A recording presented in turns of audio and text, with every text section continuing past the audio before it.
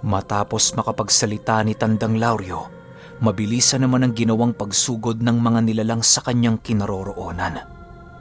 Patuloy siya nitong sinunggaban hanggang sa dumating ang puntong nagawa na siya nitong madala sa pinakadulong bahagi ng halimaw.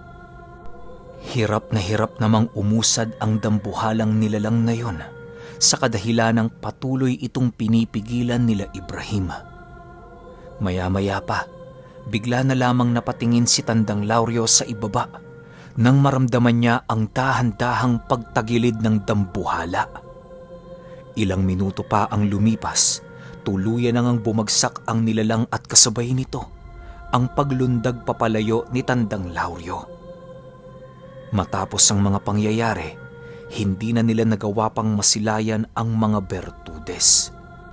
Dahan-dahan na ding naglaho ang katawan ng dambuhalang halimaw na maaaring isang hudyat ng pagkamatay nito. Matapos ang mga pangyayari, agad din namang nagtipon-tipon sila Maestro Florante upang alamin kung ilan sa kanilang mga kasama ang namatay. Maestro Florante, pasensya na ho kayo. Hindi ko ho nagawang matapos ang mga demonyo. Wika ni Tandang Lauryo pagdating niya sa kinaroroonan ng maestro. Kasabay ng pagwika nito ay siya namang pagsipat niya sa kanyang mga kasama na nagtamo ng matinding pinsala. Hindi pa man sila nakakaalis sa lugar na yon, bigla namang naantala ang kanilang pangkat nang biglang lumitaw sa kanilang harapan ang buong hukbo ng mga Bertudes. Naroon ang 9 na pinuno nito at merong iba't ibang uri ng mga bertud at agimat. Sa pagsipat doon ng pangkat nila Maestro Florante, agad din naman silang nagsitayo upang maghanda sa muling pagsiklab ng digmaan. Ayon kay Tandang Lauryo, na ang lumitaw na nilalang sa kanilang harapan noon ay halos hindi niya magawang mabilang dahil sa dami. Ramdam din nila ang malalalim na aral nitong tangan-tangan sa kadahilanang biglang nanikip ang kanilang mga dibdib at dahan-dahang bumibigat ang buong paligid. Maya-maya pa, doon na silayan ni Tandang Lauryo ang inaakala niyang pinakapinuno ng mga Bertudes. Sa paghakbang nito papalapit sa kanilang kinaroroonan, agad naman itong nagwika ng, "Magandang gabi mga panauhin. Ako nga pala si Aslog, ang pinuno ng lahat ng Bertudes sa lugar na ito. Ang lahat ng inyong nakikita ngayon, parte lamang ng aking napakalawak na kaharian. Bueno, dahil matagal na kayong payapang nakatira rito, bibigyan ko kayo ng pagkakataon para ako'y inyong makaharap sa isang labanan. Ang kinakailangan nyo lang gawin ay ang umusad sa bundok na ito hanggang sa marating nyo ang pinakatuktok na bahagi. Hihintayin ko kayo roon sa kahit na anong oras at panahon. 2 premyo lang ang makukuha ng mananalo sa paligsahang ito. At yon ay ang mga kayamanan kong itinago at ang mga lihim kong karunungan tungkol sa mundo. Subalit, kapag kami naman ang nagwagi, kukunin ko ang buhay mo." "Lauryo!" Kasabay ng pagwika nito ay siya namang pagturo niya sa kinaroroonan ni Tandang Lauryo. Dagdag pa ni Aslog, kapag sinubukan nilang lumabas sa bundok na yon, dadalhin nila ang isang sumpang ni minsan sa kasaysayan ng tao ay hindi pa nasaksihan. Walang kawala ang kahit na sino sa sumpa, maging ang mga tibino at babaylan na nagtatangan ng mga malalalim na aral. Upang mapatunayan ang kanyang sinabi, mabilisan itong kumuha ng isa sa kanilang albularyong kasama at walang pagdadalawang isip na inusala ng sumpa. Matapos itong maiihip ni Aslog sa albularyo, agad din naman itong nagwika ng, "Bibigyan ko kayo ng 1 linggo para marating ang tuktok. Kung nais niyong mailigtas ang taong ito, talunin niyo ang 9 kong mga kasama." Kasabay ng pagwika nito ay siya namang mabilisan nilang paglaho sa buong paligid. Ilang minuto din noong natigilan sila Tandang Lauryo sa kadahilan ng hindi nila mawari kung bakit kinakailangan pang humantong sa ganoong pangyayari. Ipinagpasalamat naman ito nila Maestro Florante sa kadahilan ng kahit papaano nabigyan sila ng pagkakataon para manalo. Maya-maya pa, agad naman nilang nilapitan ang albularyong nabiktima ng sumpa upang mabigyan ito ng tulong. Halos naghahabol hininga na ito nang maabutan nila Maestro Florante kung kaya't mabilisan nila itong binigyan ng paunang lunas. Maestro Florante, hindi ako makahinga ng maayos. Tulungan niyo po ako. Ayoko pang mamatay. Hirap na wika ng albularyo. Huwag kang mag-alala, iho. Ililigtas ka namin kahit anong mangyari. Manalangin ka lang. Walang imposible. Sagot naman dito ng maestro. Kasabay ng pagwika nito, ay siya namang mabilisan niyang pagliyad na para bang meron itong iniinda sa kanyang sistema. Sa pagpapatuloy ng ganoong aksyon ng albularyo, napagpasyahan naman nila Tandang Lauryo na hubarin na ang kasuotan nito. Nang sa ganun ay magawa nilang makita ang bagay na nagpapahirap sa kanilang kasama. Maniwala kayo o hindi, pagkaalis nila Maestro Florante ng damit nito, bumungad sa kanila ang nangingitim na malaugat na bagay sa katawan ng albularyo. Dahan-dahan itong kumakalat sa kanyang tiyan na para bang meron itong sariling buhay. Ang mga balat naman itong nasakop, dahan-dahan na ding natutuklap nang sa hindi malamang dahilan. Sa pagsilay naman doon ni Maestro Florante, agad naman niyang pinaalis ang lahat ng mga kasama nilang nakikiusyoso upang magkaroon siya ng panahon para makapag-isip ng maayos. Maya-maya pa, agad naman niyang tinawag si Ibrahim at humingi ng isang langis na merong ugat ng nara. Ipinahid niya yon sa katawan ng lalaki sa pagbabakasakaling magawa nitong mapabagal ang pagkalat ng sumpa. Subalit, paglagay noon ni Maestro Florante, laking gulat na lamang niya nang masipat niyang mas lalo pang kumalat ang sumpa. Pagsipat ni Tandang Lauryo sa mga pangyayaring yon, agad naman niyang pinunasan ang langis na nilagay ni Maestro Florante sa pagbabakasakaling magawa niyang maibalik ang dating laki ng sumpa. Maestro, mukhang hindi ho may epekto ang lahat ng gamot sa kanan. Ano hong gagawin natin? Tanong ni Tandang Lauryo. Hindi ko din alam, iho.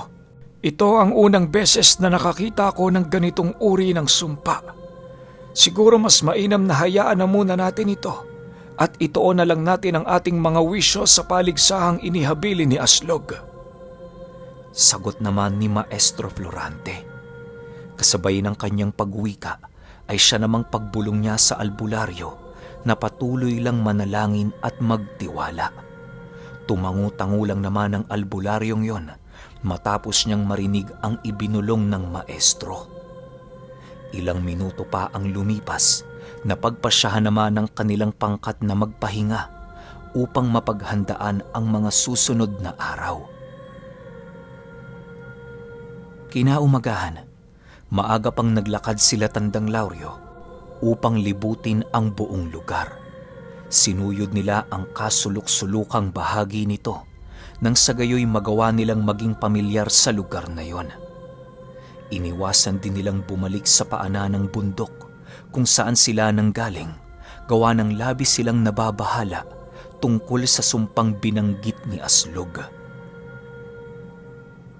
Sa pagsapit ng 9:00 ng umaga noong mismong araw, kasalukuyan namang nagpahinga ang pangkat nila Tandang Lauryo. Hindi muna nila ninais na umusad ng bundok sa kadahilanang hindi pa sila gaanong nakakabawi ng lakas. Maya-maya pa, bigla namang nagsitayuan ang kanilang pangkat. Nang makasilay sila ng dalawang binata na papalapit sa kanilang kinaroroonan. Merong daladalang bayong ang mga ito na punong-puno ng laman. "Mga iyo, saan kayo pupunta?" Bungad na wika ni Tandang Lauryo sa mga ito. Matapos niyang makapagwika, agad naman siyang tinitigan ng isa sa mga bata habang nagwiwika ng, "Wala kaming pupuntahan. Naririto kami para kayo'y pagmasdan. Siya nga pala, meron na lamang kayong 6 na araw para matapos ang paligsahan. Kapag nabigo kayong marating sa 6 na araw na palugit, asahan nyo nang wala ni isa sa inyong makakalabas sa bundok na to." Kasabay ng pagwika ng bata ay siya namang pagngisi nito habang dahan-dahang naglalaho. Ilang minuto pa ang lumipas, tuluyan na ngang nawala ang mga ito sa kanilang paningin. Sa puntong yon, doon na nagpasya si Maestro Florante na ipagpatuloy na ang kanilang paglalakbay patungo sa tuktok ng bundok. Nang marating na nila ang unang bahagi nito, agad namang bumungad sa kanilang mga mata ang isang Bertudes na nakaupo sa ilalim ng puno ng mangga. Nasa kaanyuan yon ng isang ordinaryong tao, subalit agad naman nilang nalamang nagbabalat kayo ito dahil sa patuloy na pagtagos ng mga masasamang presensya sa kanyang buong katawan. Pagsilay doon nila Maestro Florante, agad naman silang napatigil sa kanilang paglalakad habang dahan-dahang pinakikiramdaman ang buong paligid. Maya-maya pa, bigla namang tumayo ang lalaki at walang takot na binagtas ang daan patungo sa pangkat nila Maestro Florante. Nang makalapit na ito sa kanila, agad naman itong tinitigan si Tandang Lauryo habang nagwiwika ng, "Malubha ang pinsalang natamo ng kapatid ko dahil sa'yo. Ngayong nagkatagpo na tayo, ihanda mong iyong sarili. Wala akong ipapakitang awa sa inyo." Kasabay ng pagwika nito ay siya namang pagsilabasa ng mga kasama nito sa bawat likod ng puno. Sa pagkakatanda ni Tandang Lauryo, nasa 8 lamang ang tauhan nito noong mga panahong humarap yon sa kanila. Subalit kahit ganon kaliit lamang ang bilang ng mga Bertudes, ramdam na ramdam nila Tandang Lauryo ang mapangwasak nitong presensya. Labis din nilang ikinabahala ang hindi pangkaraniwang laki ng mga ito na tila ba sumailalim yon sa matinding pagsasanay. Maya-maya pa, bigla naman itong inilabas ang kanilang mga sandata na nasa kaanyuan ng patpat at mga sundang. Ang iilan sa mga ito ay merong daladalang latigo na halos kayang pumaslang ng tao sa paghampas lamang nito.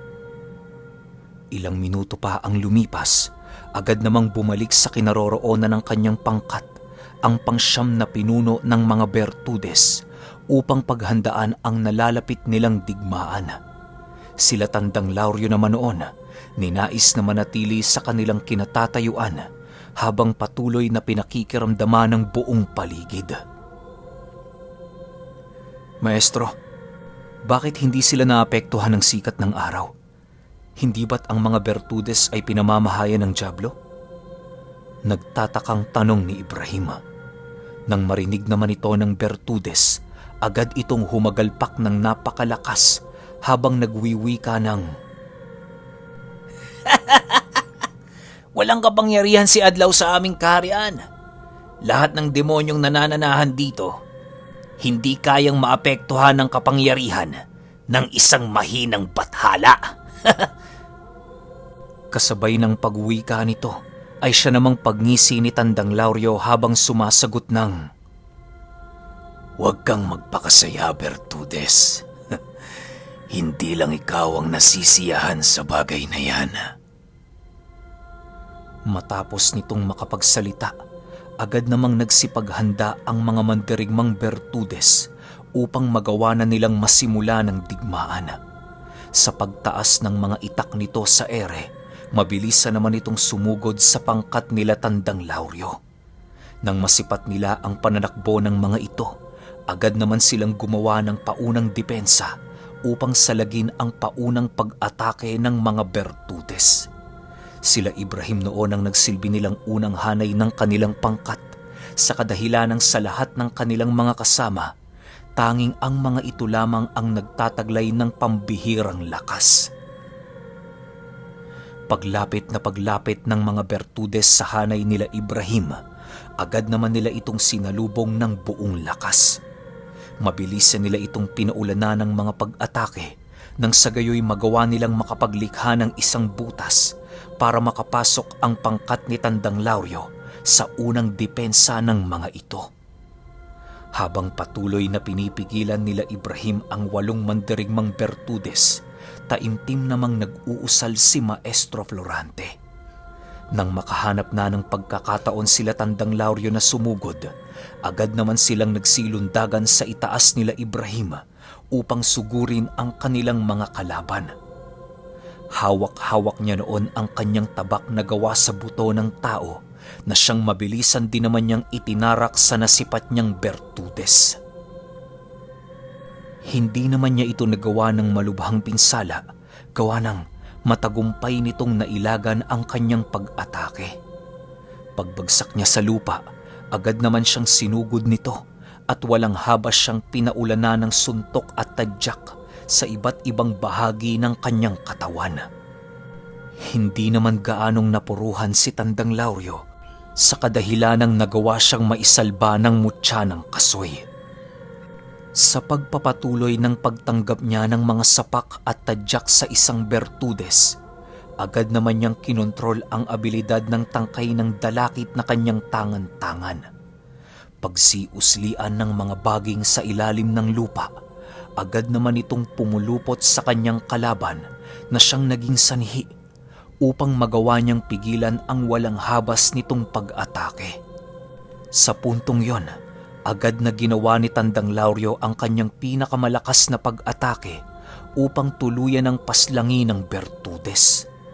Paghataw niya dito ng kanyang tabak, laking gulat na lamang niya nang masipat niya itong tumagos lamang sa katawan ng kanyang kalaban. Kisap mata lang dinuon ang pagitan ng biglang naglaho ang Bertudes na kasalukuyang nadakip ng kanyang mga baging. Dahil sa pangyayari, halos hindi magawang mahulaan ni Tandang Lauryo kung anong uri ng mutya ang tangan-tangan nito. Maya-maya pa, bigla na lamang siyang napaluhod sa lupa nang makaramdam siya ng isang napakalakas na pagsapak sa kanyang tiyan. Sinundan ito ng sinundan hanggang sa tuluyan na siyang bumagsak sa lupa. Matapos itong gawin ng nilalang, agad naman siya nitong tinapakan ng napakalakas habang nagwiwika ng, "Huwag kang masyadong mapagmataas, Ikran, lalo na kung hindi mo kilala ang iyong kalaban." Kasabay ng pagwika nito ay siya namang paghawak nito sa kanyang ulo at walang awa siyang ibinalibag sa lupa. Halos hindi na noon magawang makalaban ni Tandang Lauryo sa kadahilanang nabigla siya sa kakayahan nito. Ilang minuto pa ang lumipas, napagpasyahan na ng Bertudes na tapusin na ang kanyang buhay. Sa muling pagdukot nito ng kanyang sundang, mabilisan naman itong tinaga ang leeg ni Tandang Lauryo. Nang akmang lalapat na ito sa leeg ni Tandang Lauryo, agad naman itong napigilan ni Maestro Florante. Hindi na nagawang mapangibabawa ng Bertudes ang lakas nito sa kadahilanang pinagsamang lakas ng 2 mutya ang sumalag sa kanyang sundang. Sa pagsilay ng Bertudes sa Maestro, agad naman niyang nasipat ang kaliwang kamay nito na mabilisang itinataas sa ere. Pagsapak ni Maestro Florante sa pagmumuka ng nilalang, halos bumaon naman yun sa lupa dahil sa bisa ng mutya ng kampana. Segundo din noon ang lumipas bago nakatayo ang Bertudes sa lupang kanyang kinabagsakan. Pagtayo nito, bumungad sa kanya si Tandang Lauryo at si Maestro Florante na nag-aamba ng susunod na pag-atake. Pagsilay doon ng pinunong Bertudes, agad naman itong kumaripas ng takbo upang protektahan ang isa niyang alipores. Pagbitaw ng malalakas na pagsapak nila Tandang Lauryo, laking gulat na lamang nila nang bigla itong salagi ng pinuno ng kanilang kalaban. Kahit may bisayo ng kanilang mga mutya, tila ba hindi nito nagawang umubra. Matapos itong salagi ng pinunong Bertudes, agad naman itong tumitig sa kanila habang dahan-dahang inilalabas ang kanyang sandata. Nang masipat yon ni Maestro Florante, mabilisan naman niyang inutusan si Tandang Lauryo na kaharapin ng mandirigmang Bertudes na muntik na nilang makitila ng buhay. Lauryo, ako na ang bahala rito. Umalis ka na. Wika ni Maestro Florante. Sigurado ho kayo, Maestro? Nagtatakang tanong ni Tandang Lauryo. Kasabay ng pagwika nito ay siya namang pagsilay niya sa kanyang maestro na dahan-dahang hinuhubad ang kanyang pang-itaas na kasuotan. Pagkahubad ni Maestro Florante ng kanyang damit, bumungad sa mga mata ni Tandang Lauryo ang napakarami nitong mga sugat na matagal nang naghilom. May mga ukit din yung mga buhay na salita sa kanyang katawan na maaaring ginagamit ni Maestro Florante na pampalakas ng kanyang bakod at poder. Maya-maya pa, doon na nag-umpisang mag-usal ang maestro at kasabay nito ang dahan-dahan niyang pagbabago ng anyo. Sa puntong yon, halos hindi na napigilang lumayo ni Tandang Lauryo sa kadahilanang ang pakiramdam niya ay para siyang sinusunog ng nagngangalit na apoy ng impyerno. Ilang minuto pa ang lumipas, maging ang mga mandirigmang Bertudes sa buong paligid ay nagawa na ring makaramdam ng napakabigat na presensya ng maestro. Bigla namang natigilan ang lahat ng naroon nang masipat nila si Maestro Florante na mabilisang nagbabago ng anyo. Sa pagtutok ng liwanag sa kalupaan, lumitaw ang isang nilalang na unang beses pa lang nilang nasilayan. Paglalarawan ni Tandang Lauryo sa kaanyuan ni Maestro Florante, nakasuot ito ng isang maskarang gawa sa kahoy na merong napakaraming ukit sa buong paligid. May dalawa itong nagliliwanag na mga balahibo sa kanyang ulo at meron itong nagsisiumbukang mga kalamnan. Nawala na din ang buong kasuotan nito at tanging isang makapal na saya at kapa na lamang ang bumabalot sa kanyang katawan. Nagkaroon din ito ng mapuputing buhok at mga polseras na gawa sa ginto. Matapos itong masilayan ni Tandang Lauryo, tanging pagkagulat at pagkamangha na lamang ang bumalot sa kanyang isipan. Maya-maya pa, bigla namang sumugod si Maestro Florante sa kinaroroonan ng mga Bertudes. Wala nang nagawa ang nilalang na yon kung hindi ang protektahan ng kanyang sarili laban sa mapangwasak na abilidad ni Maestro Florante. Sa pagpapatuloy ng kanilang paglalaban, kitang-kita ng lahat ng nilalang na nasa paligid ang pagiging makapangyarihan ng maestro. Nang masipat ng mga Bertudes na nalalagay na sa alanganing sitwasyon ng kanilang pinuno, agad naman nilang iniwan ang kanilang mga katunggali upang tulungan ang pinuno nilang nahihirapan. Ibrahim! Ibrahim! Anong nangyayari kay Maestro Florante? Sigaw ni Tandang Lauryo habang tumatakbo papalapit dito. Nang marinig ni Ibrahim ang sinabi nito, agad naman siyang napatitig ng seryoso kay Tandang Lauryo habang nagwiwika ng, "Yan ang isa sa mga mapanganib na abilidad ni Maestro Florante. Ginoong Lauryo, kaya nagagawa ng aming maestro ang bagay na yan dahil isa siyang nilalang na nagmula sa hanay ng mga amumongo." Dagdag pa nito na sa lahat ng amumongong sinunda ni Maestro Florante, tanging siya pa lamang ang nagkaroon ng kakayahan upang dayain ang kanyang tadhana na mamatay ng maaga.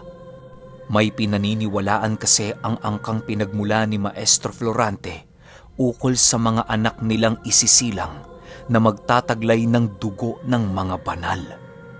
Magiging isang napakalakas na nilalang nito na halos hindi magagawang pasukin ng anumang dyablo. Subalit ang kakayahang yon ay magwawakas lamang ng napakaikling panahon sa kadahilanang hindi siya titigilan ng mga demonyo hanggat hindi siya nagagawa nitong mapatay. Hindi magtatagal ang mga nilalang na merong dugo ng mga banal sa lupa dahil sa patuloy na pagsira sa kanila ng mga dyablo. Alam ng mga demonyong hindi nila kayang makipaglaban sa ganoong uri ng mga nilalang, kung kaya't patuloy silang gumagawa ng paraan upang madaya ang mga mahal nito sa buhay. Yun din ang nagsilbing rason ng mga ninuno ni Maestro Florante kung bakit nagagawa nilang patayin ang kanilang mga anak na merong dugo ng mga banal sa tuwing tumutungtong ito ng 11 taong gulang. Dahil sa kilalang mapayapa ang angkang pinanggalingan ni Maestro Florante, kung kaya't mas ninais ng mga itong ialay sa Panginoon ang kanilang anak para sa kanilang katahimikan. Hindi din kasi sila ginagambala ng mga demonyo hanggat walang amumungong lumalaki sa kanilang tahanan. Sa loob ng napakaraming siglo, paulit-ulit ang ganoong pangyayari hanggang sa pinanganak si Maestro Florante. Nang tumungtong na ito sa kanyang pang-11 kaarawan, merong isang misteryosong lalaki ang pumasok sa kanilang tahanan upang siya ay dukutin. Matagumpay naman itong nakuha si Maestro Florante at itinakas sa pinakapuso ng gubat kung saan walang demonyo ang makakasunod sa lugar na yon. Sa paglipas ng taon, tuluyan na ngang lumaki si Maestro Florante na masusing ginagabayan ng lalaking dumukot sa kanya. Sa murang edad noon ng maestro, nagagawa na nitong makapag-usal ng mga pantigalpo at mga palipad hangin. Sa pagpapatuloy ng kanilang pag-uusap, bigla namang naantala ang kwento ng bigla nilang narinig si Maestro Florante na sumisigaw. Ilang minuto pa ang lumipas, napagpasyahan naman ni Ibrahim na lapitan si Maestro Florante upang mabigyan yon ng tulong. Bago niya tuluyang iwan si Tandang Lauryo, ibinili niya dito ang isa sa kanyang mga pinakatago-tagong sikreto. Ang taong dumukot noon kay Maestro Florante ay siyang ama ko. Wika ni Ibrahim na siyang labis namang ikinagulat ni Tandang Lauryo.